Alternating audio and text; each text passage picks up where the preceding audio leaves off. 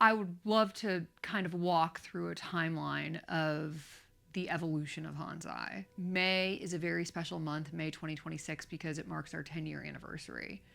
And I often think about it that when I started the business, I just did the very next indicated action. I never considered in my wildest dreams that 10 years later that I would be a mother, that I would be a wife, that I would live in Nashville, and that we would be servicing over 30,000 patients a year and helping them with their benefits. My name is Patrick. I'm the Chief Strategy Officer at Hanzai Solutions, and I'm in long-term recovery.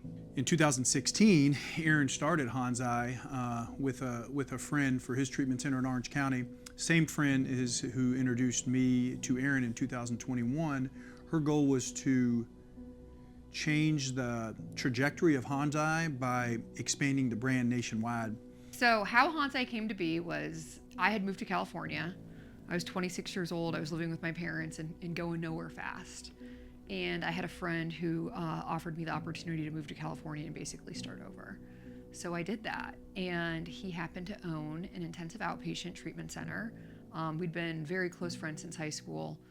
About a year into my stay in California, he said, "You know what, Aaron? I don't know what I'm gonna get paid every day. I just go to the mailbox and I say a little prayer and I hope that there's money in the mail." And I said, "Well, let me go ahead and take a look at the processes." He said, "Aaron, you are the only person I know good at Excel." And I chuckled because yes, I am good at Excel, but I'm actually a process engineer.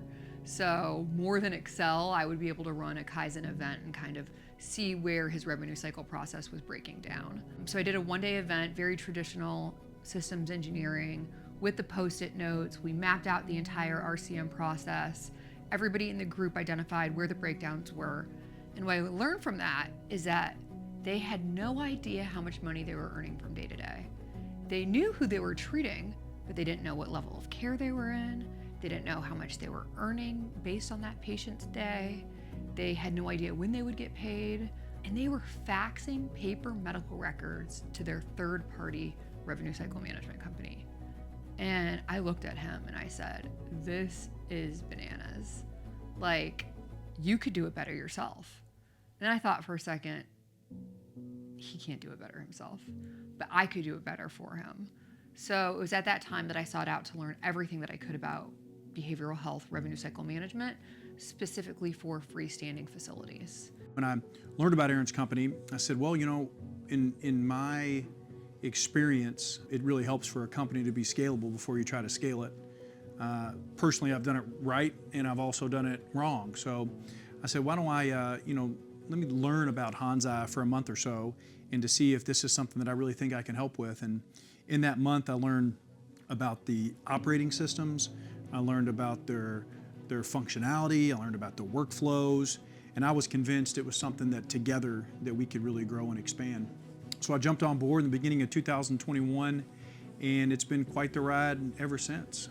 We went from just California to nationwide, the largest behavioral health facility-based revenue cycle company.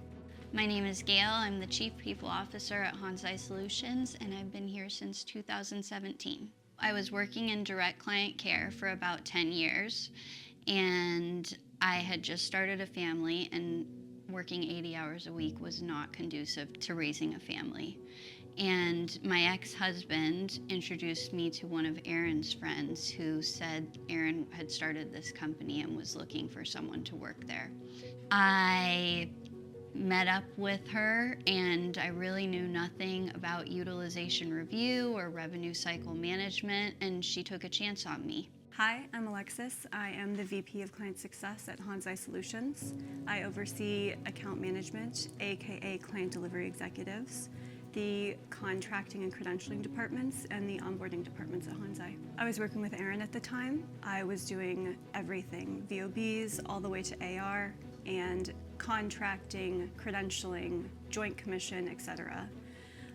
Aaron had parted ways with this facility that I was working with to go and create Hanzai. There were multiple times where Aaron had asked me, come to Hanzai, come to Hanzai. I was hesitant moving to Hanzai because change is scary, and I think to be honest, I lacked the confidence in myself In the time that Aaron had first asked me to move to Hansai versus where Hansai had grown when I actually eventually did move there, I didn't know if I had the appropriate skill set. But when I actually did transition over to Hansai, I realized that I had gained that confidence, and then I've just taken off from there.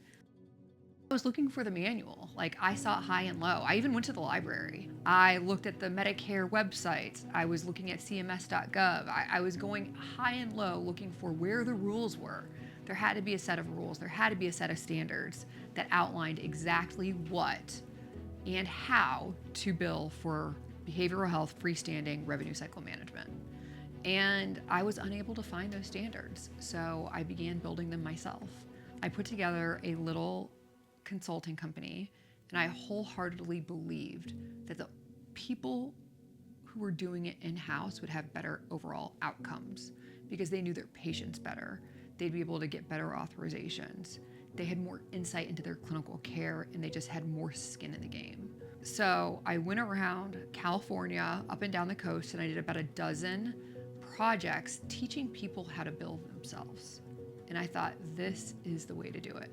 I had a 12-week curriculum. I refined it after each project. And then one day, I'll never forget, it was spring of 2016, I got a phone call. My phone rang first thing in the morning. Aaron. I said, hello? They said, you won't believe it. My Anthem payments went down to $250 a day for IOP. And I said, what? They were like, yesterday, it was paying 45.87% of billed charges.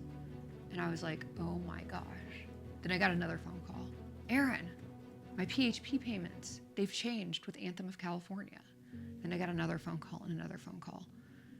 And shortly thereafter, there was a broad audit that plagued the freestanding behavioral health industry in California, and everyone who was around back then will remember it as the Health Net audit. The combination of those two factors taught me that there was a big oversight in my business plan, and that was that nobody was able to learn from the broader data. People were learning these things one at a time as their single EOB processed. There wasn't a big data set. I also learned as people left that the internal processes and systems I had set up, although there was an SOP, the teams were tiny, so they were very human-centric. So, therefore, if you had a single UR person or a single billing manager leave or have an accident or need to, take FMLA, that was a single point of failure in the system. And suddenly the voice of the customer shifted and they said, you know what, Aaron? I'm done with all this insurance stuff. We're good at helping people get sober. We're good at helping them with their mental health diagnoses. Can you just do it for us instead of teaching us how to do it? And that was the inception of Hansai Solutions, and that was exactly 10 years ago in May of 2016. We focus on making our internal culture at Hansai, showing it to people external. So we really spend a lot of time and effort in our culture. Aaron and Gail and Carly that works on my team really focus really hard, but what we want people to know is we are people that very often are in or have a family member that's in recovery. We believe in recovery, and everything we do at Hansai is to help providers help people access treatment and recovery. It really aligns, Hansai is really aligned with my personal mission of being in recovery and helping other people access it. And so it's been very rewarding. So over the years, we've really just focused on showing people that we're the expert and just sharing knowledge. Behavioral health is really hard. Working in behavioral health is hard. Access to behavioral health is hard. Insurance in behavioral health, both commercial and Medicaid, has never been harder to navigate and collect.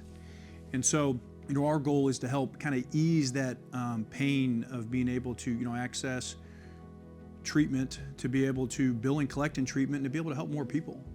That's part of the Hansai story, and I'm very glad to have, a little part of it. So our mission at Hansai since day one has stayed the same, and that's advocacy and getting fair help and fair treatment for people suffering from mental health or substance abuse problems. And I feel like even as we've grown, we've always stayed true to those core values. Advocacy was one of the biggest draws at Hansai for me as someone in recovery, and making sure that people get fair treatment. One of the other things that I loved about Hansai was that it was a woman-founded company. And in those early days, we were women-owned and operated. But one of the things I really take pride in is 86% of our employees are women. I think 67% of those women are moms. About 75% of those moms are single moms. And I'm a single mom, and that's a really tough job. And one of the things that I have prided myself in is we know that you need some work-life flexibility. The culture we've built makes us trust the teams that we've hired. I love for myself that I can go pick up my kids from school and I don't have to worry that my job is in jeopardy. And I don't have to ask anyone that. And I don't want our employees to ask us that either. I want them to feel comfortable doing that and having a job. So as Hansai grows, my mission is to keep our same values we had as from day one, and keep the mission that I came in with on day one when Aaron was, hey, you want to do HR? And I was like, I'm your worst candidate, you know? And that is that if our employees are happy, then our clients are going to be happy. So that has always been one of the most important things to me. As a CEO of a business, you lose optionality. I don't have the option to quit my job. I can't just say, you know what, guys, I think I want to go start a coffee business in Costa Rica. Sounds nice, but I can't do it. I have an obligation and a duty to the people, to our clients, to the patients, and to our employees. And I'm married to this business. Those are the types of things that I had never forecasted or that I couldn't have anticipated. I didn't anticipate how hard it would be when I took my first business trip when my son was 8 weeks old, and I had my phone with me, and the baby monitor alarm or notification went off, and I opened up the notification and I could see him crying in his bassinet. And I was in Texas and he was in LA, and he was just a newborn. He was only 8 weeks old, and I felt so powerless, like that I couldn't be there with my son. And I cried, but it hasn't been easy. When you run a business, and when you're a mother, and when you're a spouse, and when you have friends, and when you have your own hobbies and interests and values as a family, balancing that with running and growing a business can be really challenging.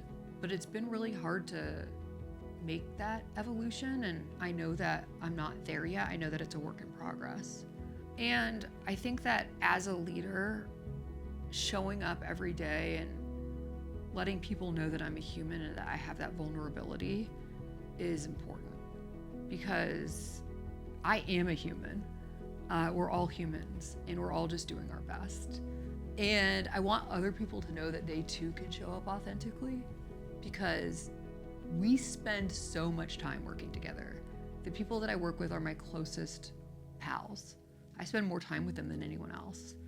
And if I can show up authentically and say, guys, I'm having a hard day because I just had a bunch of dental work done, or I'm having a hard day because, you know, my son is having a tough time with his speech development, or I'm having a hard time because it's challenging to be in a marriage while you're working 60 hours a week and traveling all the time, and it's hard to spread yourself and give attention to others. Or I'm having a hard time because I haven't been able to exercise, and exercising is a huge part of taking care of my own mental health. Then that lets other people know that they too can show up authentically. And as a leader, I want to make sure that I'm leading by example and that I'm leading through service. What I would tell my past self right before I jumped in at Hansai is to lean into the uncomfort. Growth doesn't happen when you're comfortable, and I now lean into the discomfort every single day. because I know that I'm only going to get stronger or smarter or just at a minimum get more life experience. It's not a scary thing. It's actually really great. You know, we talk about this often. We're pretty organized in our scheduling and our planning, our 1 year, our 3 year, and our 5 year plan, and we've hit those plans. You know, when it came to number, a big part of that is the brand recognition of when someone thinks about behavioral health billing, they think about Hans-I as the expert. We are the expert, and people think of us as the expert, and that's been a very important goal. And I think what comes with that also is a responsibility to be an ethical provider, to share that information to both our customers, to people that aren't customers, right? To help them improve and navigate these very, muddy, rough waters of insurance and collections. Our ability with the team and Carly and JC of being able to have, podcasts and webinars and blogs that freely give out that information to help move the needle for anybody that works in this space has been what has really helped me believe that we've surpassed our goal. Of the space has really shifted in this last year. There's a lot of changes in appeals and denials, a lot of shifting in the payers and the requirements, and so it's never been more important to be able to give that information to providers as a whole, and we hope that we can continue to do that. When I think about Hans-I and I think about the future, what excites me the most is solving complex problems. What excites me the most is that we have a blank canvas in terms of what we can do with our team, with our talent, with technology, with partnerships, and being able to really revolutionize things. Founders generally are not motivated by money. They're motivated by winning. And when we look for people who are good for our team, I'm looking for them to have a few key traits. One, they need to be teachable. We're always learning every day. We never have all the answers. Number two, they have to have a relentless desire to win. And number three, grit. The people we work with, we've got motors. And I've never seen motors or grit like the people that we have on our team. So those three traits, remaining teachable, having humility, having the grit and the motivation and the ambition, and having a relentless desire to win, and having people surround me who carry those traits make me most excited, because I believe that we can revolutionize healthcare. I believe that what we do at Hans-I can be done in other verticals. I believe that we can change regulation to make mental health care and substance use treatment available to even more people. I believe that we can create more equity. I believe that we can enforce mental health parity, but really being able to look into the future and think about that revolution and think about what exists in that blank canvas is what excites me the most. It's not about profit. It's not about more. It's about change, and it's about solving complex problems.